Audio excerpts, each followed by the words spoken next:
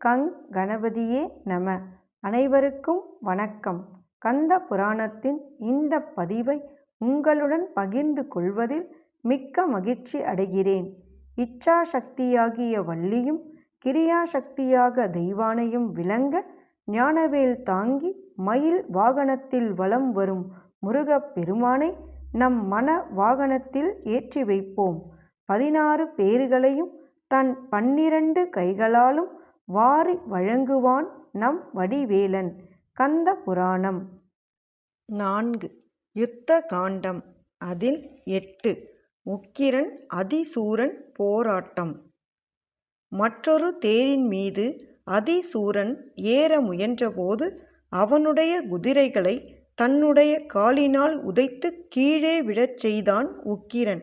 அதைக் கண்டதும் அசுரகுமாரன் அவன் மீது 100 அஸ்திரங்களை பொழிந்தான். அப்பானங்களை எல்லாம் தன்னுடைய தண்டத்தினாலேயே அடித்து தூளாக்கி விட்டான் உக்கிரன். அசுரகுமாரனோ வேறொரு ரதத்தில் ஏறிக்கொண்டு மகா கொடூரமான ஆக்னேயாஸ்திரத்தை அவன் மீது பிரயோகித்தான். அந்த ஆக்னேயாஸ்திரம் வில்லிலிருந்து புறப்பட்டதும் 100 கிளைகளாக பிரிந்து ஏராளமான தீப்பொறிகளையும் கக்கிக் கொண்டு பெருத்த சப்தத்தோடு 10 திக்குகளிலும் ஒளி வெள்ளத்தை சிந்திய வண்ணம் உக்கிரனுடைய சமீபத்தில் வந்தது. உக்கிரன் சட்டென்று தன் மனதில் முருகப்பெருமானை தியானித்த வண்ணம் அந்த ஆக்னேயாஸ்திரத்தை அப்படியே கையில் பிடித்து லபக்கென்று வாயில் போட்டு விழுங்கி விட்டான். அதைக் கண்டதும் பெருத்த கோபமடைந்த அசுரகுமாரன் ஜலமயமான வருணாஸ்திரத்தை அவன் மீது பிரயோகம் செய்தான். அந்த வருணாஸ்திரம் அதிக சப்தத்தோடு சமுத்திரமானது அலைகளோடு கரையை உடைத்து கொண்டு வருவதைப் போல் வெளிப்பட்டு கிளம்பி வந்து உக்கிரனின் அருகில் சென்றது. அதையும் கையில் பிடித்து வாயில் போட்டு உக்கிரன் விழுங்கி விட்டான். உடனே அதிசூரன் பிரம்மாஸ்திரத்தை பிரயோகித்தான். அந்த பிரம்மாஸ்திரமோ திக்குகள் எங்கிலும் பேரிரைச்சலை முழங்கிக் கொண்டு 4 முகங்களோடு ஏராளமான பிரிவுகளாக பிரிந்து கிளம்பி வாயை திறந்த வண்ணம் அதிவேகத்தோடு உக்கிரனின் சமீபத்தை அடைந்தது. அந்த அஸ்திரத்தையும் பிடுங்கி விழுங்கிவிட்டான் உக்கிரன். இப்படியாக அசுரன் பிரயோகித்த சக்தி வாய்ந்த அஸ்திரங்களை எல்லாம் உக்கிரன் அனாயசமாக விழுங்கி ஏப்பம் விட்டு கொண்டே இருந்தான். அதைக் கண்டு அடங்கா கோபம் கொண்ட அதிசூரன் சக்தி வாய்ந்த நாராயண அஸ்திரத்தை எடுத்து பிரயோகித்தான்.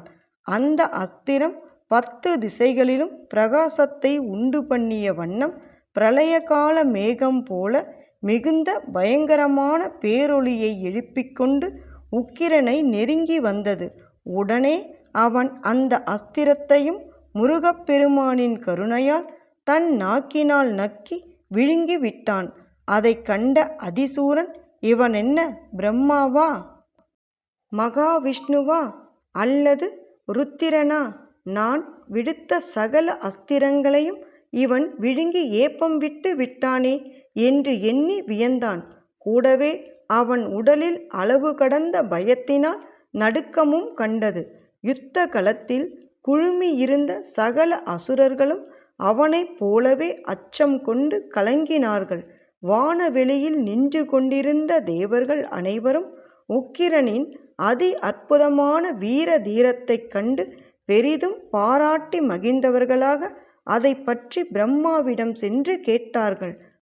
பிரம்மதேவனே, இந்த பூத சேனாபதிக்கு இத்தகைய மாபெரும் வீரமும் வலிமையும் சக்தியும் எப்படி ஏற்பட்டது?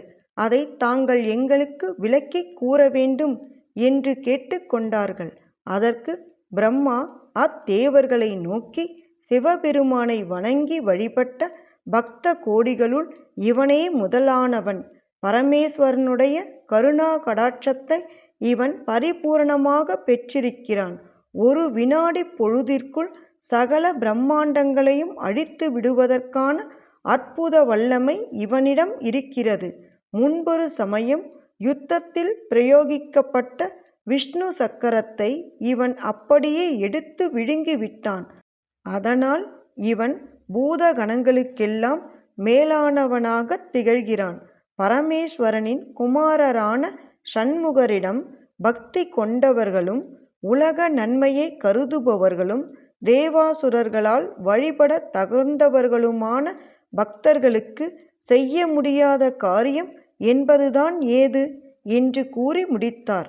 அதை கேட்டதும் ஆனந்த பரவசத்தால் விழிகளிலிருந்து நீர் பெருக, உடல் சிலிர்க்க, தேவர்கள் அனைவரும் முருகப்பெருமானை தியானித்த வண்ணம் மீண்டும் யுத்த காட்சியை காண விரும்பி வான வீதியில் பரவி நின்றார்கள். அப்போது அதிசூரன் மிக கொடியதான பாசுபதாஸ்திரத்தை எடுத்து அவன் மீது பிரயோகித்தான். அந்த அஸ்திரமோ பிரம்மாண்டம் முழுவதையும் பேரொளியால் கிடுகிடுக்கச் செய்த வண்ணம் அதிப்பிரகாசமாக ஜுவலித்து கொண்டு சகல உலகங்களையும் பூத தலைவர்களையும் நடுநடுங்க வைத்த வண்ணம் பூத சேனைகளை விரட்டிச் சென்றது. உக்கிரனோ தன் உள்ளத்தில் பரமசிவனை பக்தி பெருக்கோடு தியானித்த வண்ணம் உடல் நடுங்க தலை குனிந்து நின்றான். மகா கொடியதான அந்த பாசுபதாஸ்திரம் உக்கிரனை தீண்டாமலேயே அங்கிருந்து திரும்பிச் சென்று பரமசிவனிடத்திலேயே அடைக்கலம் புகுந்து விட்டது.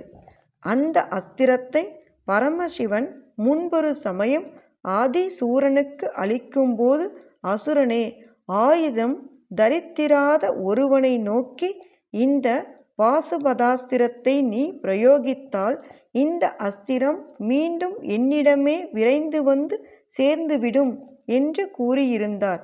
அதன்படி இப்போது உக்கிரனை நோக்கி அவன் பிரயோகித்த அந்த அஸ்திரம் சிவனிடமே திரும்பிச் சென்று விட்டது. பாசுபதாஸ்திரமும் வீணாகிவிட்டதைக் கண்ட அதிசூரனும் மற்ற அசுர வீரர்களும் மதி குழம்பி நிலை குலைந்தார்கள். அவர்களுடைய தேகங்களில் அச்சமும் நடுக்கமும் ஏற்படத் தொடங்கின. அதே சமயத்தில் பூதப்படையினரோ அளவு கடந்த மகிழ்ச்சி பெருக்கில் ஆரவாரம் செய்து ஆடி பாடினார்கள்.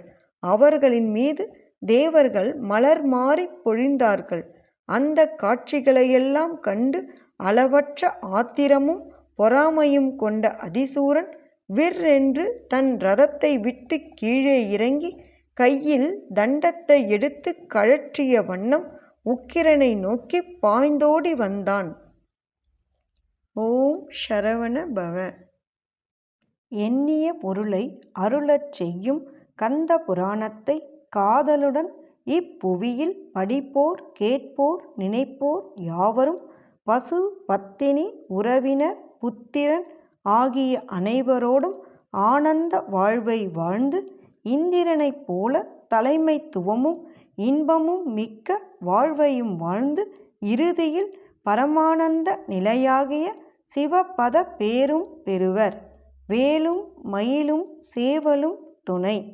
கந்த புராணத்தின் தொடர்ச்சியை தொடர்ந்து கேட்க நமது ஆர்கேஎன் காலம் சேனலை சப்ஸ்கிரைப் செய்து பெல் ஐகானையும் கிளிக் செய்யுங்க. இந்த பதிவினை நமது ஆன்மீக அன்பர்கள் அனைவருக்கும் மற்றும் புராணங்களை கேட்க விரும்புபவர்களுக்கும் ஷேர் செய்யுங்க. பிடித்திருந்தா மறக்காம லைக் பண்ணுங்க, கமெண்ட் பண்ணுங்க. தொடர்ந்து கேட்பவர்கள் அனைவருக்கும் எனது மனமார்ந்த நன்றி. நாளையும் வருவான் நமது வடிவேலன்.